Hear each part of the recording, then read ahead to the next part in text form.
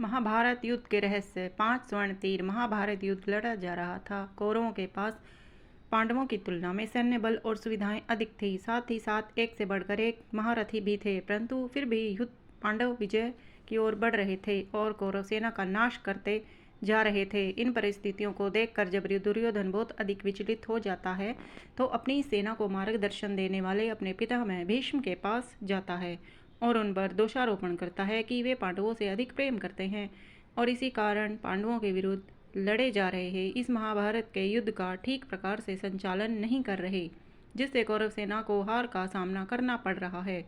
दुर्योधन की इन बातों और मिथ्या आरोपों को सुनकर पितामह भीष्म क्रोधित हो जाते हैं और वे अपने तुणीर से, जिसमें बाणों को रखा जाता है, उसमें से 5 स्वर्ण तीर निकालकर कुछ मंत्रों का उच्चारण करके उन्हें अभिमंत्रित कर देते हैं और दुर्योधन से कहते हैं कल वे इन्हीं 5 तीरों से पांडवों का वध कर देंगे। इस बात से दुर्योधन कुछ आश्वस्त तो हो जाता है, लेकिन पितामह भीष्म पूरी तरह भरोसा नहीं कर पाता और उनसे कहता है आप 5 स्वर्ण तीर मुझे दे दीजिए। आज संपूर्ण रात्रि ये मेरी सुरक्षा में रहेंगे और कल प्रातःकाल जब आप युद्ध के लिए प्रस्थान करेंगे तो उस समय ये 5 तीर आपको पांडवों का वध करने के लिए दे दूंगा। शिक्षा। ये घटना पितामह भीष्म की कर्तव्य निष्ठा का बोध कराती है और हमें यह सीख देती है कि हमें अपने प्रेम और मोह आदि की भावना से ऊपर उठकर सर्वप्रथम अपने कर्तव्य का पालन करना चाहिए।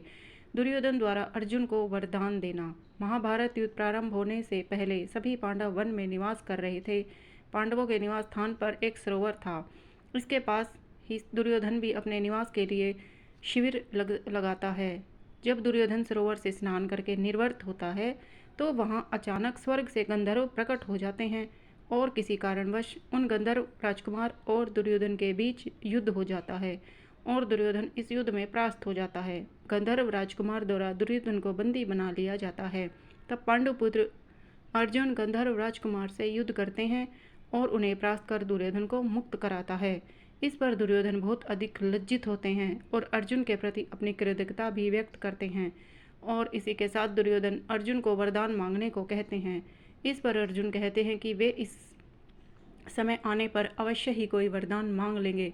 अर्जुन द्वारा दुर्योधन से वरदान की मांग। यह घटना उस समय की है जिस रात्रि में पितामह भीष्म ने 5 स्वर्ण तीरों को कुछ मंत्रों का उच्चारण करके अभिमंत्रित किया था और दुर्योधन ने सुरक्षा के दृष्टिकोण से इन तीरों को अपने पास रख लिया था। भगवान श्री कृष्ण को अपने गुप्तचरों द्वारा इस बात का पता चल जाता है। तब वे पांडवों की सुरक्षा के लिए अर्जुन को उस वरदान की याद दिलाते हैं जो दुर्योधन के प्राण बचाने पर उसने मांगने के लिए कहा था और अर्जुन ने यह कहा था कि वे उचित समय आने पर अपना वरदान दुर्योधन से मांग लेंगे।